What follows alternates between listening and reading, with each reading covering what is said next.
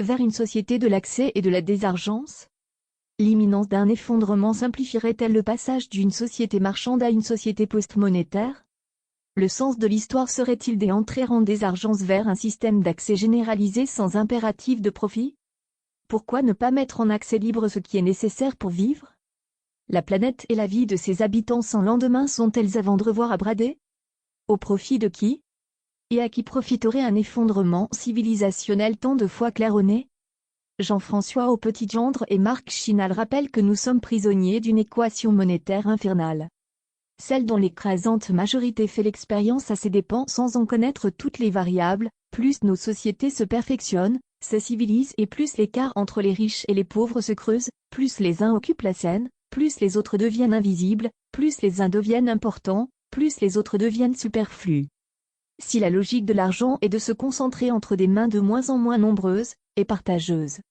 Au sommet de la chaîne alimentaire, pourquoi ne pas abandonner ce qui nous détruit et repartir du postulat qu'il n'a plus cours? Si l'argent est le problème et non la solution facilitant les relations humaines, pourquoi ne pas en faire l'économie, en toute simplicité volontaire? Pourquoi ne pas se désenvoûter du totem argent érigé en absurde fin en soi contraignante à travailler toujours plus pour moins que rien, en ces temps d'obsolescence accélérée de l'humain? Pourquoi ne pas inventer la société de la désargence, de la bienveillance et de l'accès plutôt que celle de la surveillance généralisée, et de la stigmatisation de ceux qui n'ont rien et ne sont rien? Pourquoi ne pas reconstruire une maison commune fondée sur l'accès et non l'échange marchand, sur l'entraide et non la concurrence, sur le commun et non le profit? Pour Jean-François au Petit-Gendre et Marc Chinal, il ne s'agit plus de mieux gérer le capital, mais d'abolir le capital, donc l'échange marchand qui le rend indispensable dans un monde où certains s'arrogent le droit de capter des ressources bien au-delà du raisonnable, et privent les autres de l'essentiel. En cette époque sans horizon autre qu'apocalyptique, les choix technologiques sont tous faussés par le système marchand, et la nécessité absolue d'intégrer en toute action un profit financier. Ainsi, un médicament qui guérit passe pour une aberration économique. Pourquoi faire, quand la maladie est source de profit? À l'évidence, ce système-là est dénué de toute pertinence tant économique et éthique qu'anthropologique. Dans une société véritablement inclusive, il ne devrait plus être possible de faire mourir les gens de pauvreté en leur interdisant l'accès à ce qui leur suffirait pour vivre. Pour les deux auteurs, la seule réponse c'est l'organisation de l'accès sans condition aux biens, services et savoirs. Si l'argent est un problème pour qui en manque, pourquoi continuer à poser la question du bien-être social en termes monétaires? Pourquoi ne pas aller directement à cette société sans argent et de l'accès qui ne se fonderait plus sur le mésusage monétaire comme instrument de pouvoir, de mesure et de répression consacrant les inégalités? Une telle société abolirait-elle une fois pour toutes la peine de mort économique et sociale? Licencié Ploutot. Jean-François au Petit-Gendre rappelle que seule une société débarrassée de l'impératif de profit et des enjeux financiers est capable de rendre aux usagers la maîtrise de leurs usages et le contrôle des décisions qui sont prises en leur nom. Si le signe monétaire donne accès aux produits et services lorsqu'on en a, il en interdit l'accès lorsqu'on en manque. L'argent a cessé de fonctionner comme lien social et moyen d'accès aux utilités réelles, alors qu'il ne vaut plus le métal qui lui servait de référent, il est à la source de tous les maux qui affligent la société. Il les exacerbe même de façon exponentielle dans l'actuelle phase de création monétaire débridée d'une économie casino en quête de rente perpétuelle. Aussi longtemps qu'il sera possible de l'accaparer, de l'accumuler et de spéculer sur la rareté organisée des biens vitaux ou sur des différentiels de prix, l'argent ne sert qu'à générer des profits indus. La démonétisation de l'économie empêcherait l'argent de jouer contre les hommes sur une planète dévastée par nos errements prédateurs. Une économie de désargence et de l'accès libre permettrait de réorienter la politique vers un bien commun qui ne serait pas à la merci des intérêts diamétralement opposés. Un monde meilleur sera techniquement possible quand l'impossibilité de réaliser des profits monétaires dans une économie de désargence induirait mécaniquement la fin de l'obsolescence programmée, du gaspillage, du productivisme comme du consumérisme compulsif et de la spéculation frénétique sur les raretés organisées.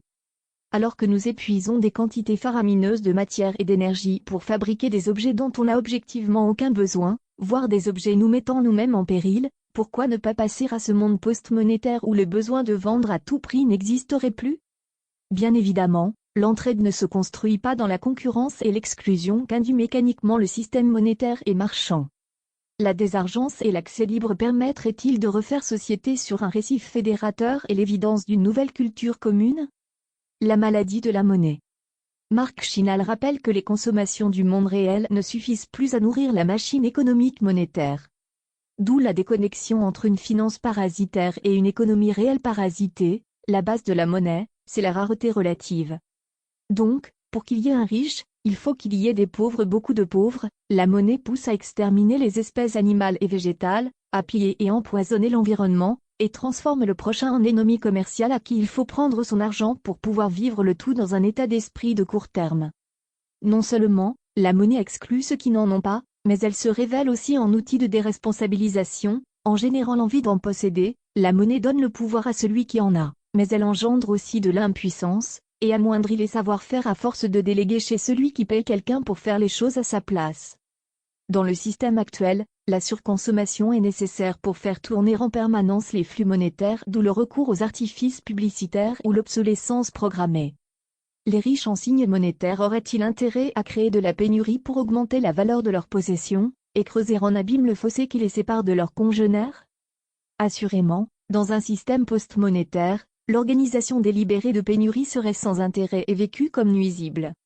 Il n'est plus possible de l'ignorer, la monnaie est un outil basé sur le manque, qui a horreur de l'abondance et qui pousse à la guerre commerciale ainsi qu'à l'exploitation jusqu'au boutiste des ressources de la nature. La concentration de l'argent entre peu de mains rend la propriété abusive et la planète inhabitable. Le système monétaire se nourrit de l'individualisme hédoniste, de l'éclatement familial, autant de doublons d'équipement, de la conflictualité perpétuelle et de la division quitte à attiser la violence. Une société amonétaire rendrait impossible l'accaparement et l'accumulation sans fin, notamment de biens ou des actifs immobiliers susceptibles de servir de logement. On ne peut pas être à plusieurs endroits à la fois.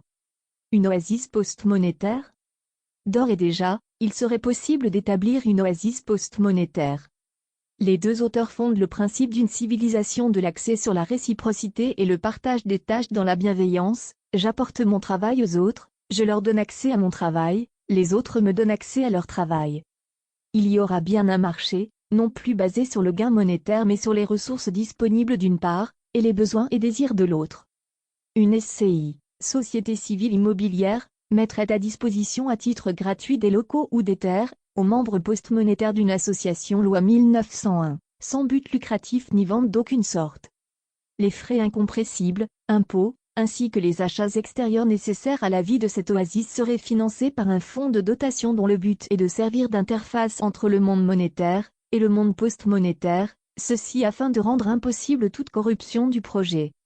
Ces frais seront conjointement gérés par l'association à but non lucratif et le fonds de dotation. Les membres de l'association sont chargés d'entretenir et de faire vivre les biens mis à disposition.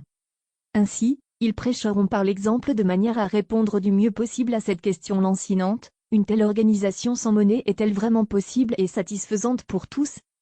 Une société amonétaire suppose aussi la démonétisation des chaînes de production et la formation des citoyens à la mise en accès libre des biens. La seule question est de savoir s'il est possible de répondre à la demande de chacun, sans nuire à personne, sans épuiser les ressources et sans mettre en danger l'équilibre biologique de ce qui nous entoure.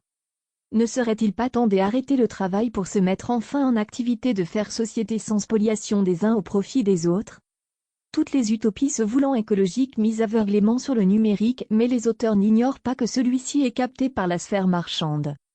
Tout commence par la question du sens de l'existence, bien posée. Elle ne distinguerait plus ceux qui ont de l'argent et ceux qui n'en ont pas, plus que de Rolex marquant leur servitude chronométrée. Une société de l'accès bien pensée ne se résignerait pas à faire le deuil d'elle-même. Mais elle interroge le sujet: pourquoi existe-t-il vraiment et de quoi est-il responsable? Notre époque de slogan n'aurait-elle pas besoin, lorsque la méga-machine à valoriser sans fin se sera enrayée, du rappel martelé de certaines évidences comme « sans argent nous serions tous riches », sans la marchandise, les humains seraient d'un commerce bien plus agréable, ou ne réparons plus ce qui nous détruit? Avivront-elles l'instinct de survie jusqu'à renverser l'insoutenable avant que l'illusionnisme monétaire ne calcine l'ultime possibilité d'avenir? Jean-François Au Petit-Gendre et Marc Chinal, description du monde de demain: un monde sans monnaie ni troc ni